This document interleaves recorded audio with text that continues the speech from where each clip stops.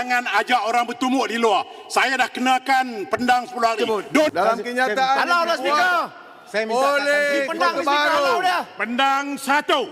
saya minta kata Dalam Pendang kenyataan Kota Baru.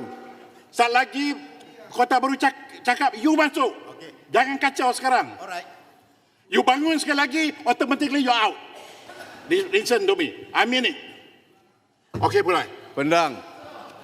Innallaha ma'as sabirin. Okey, saya nak sebut yang keempatnya.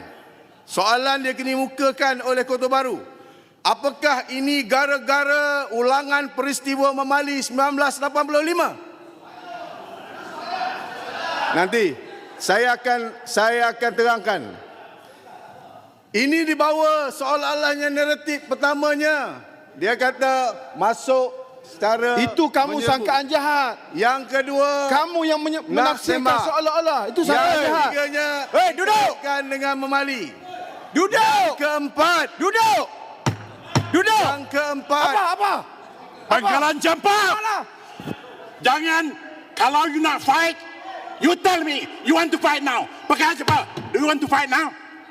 Anda nak bergaduh? Anda nak bergaduh atau tidak?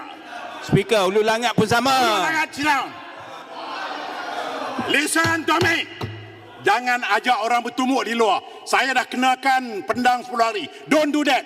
Don't do that. I am presiding now. Saya I ajak am minum sit air. down.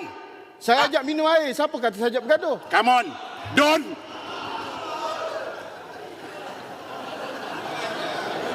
Sabar, Speaker. Sabar. Relax. You better watch out. You better watch out. Don't play do that to me. You better watch out. Okay, mulai.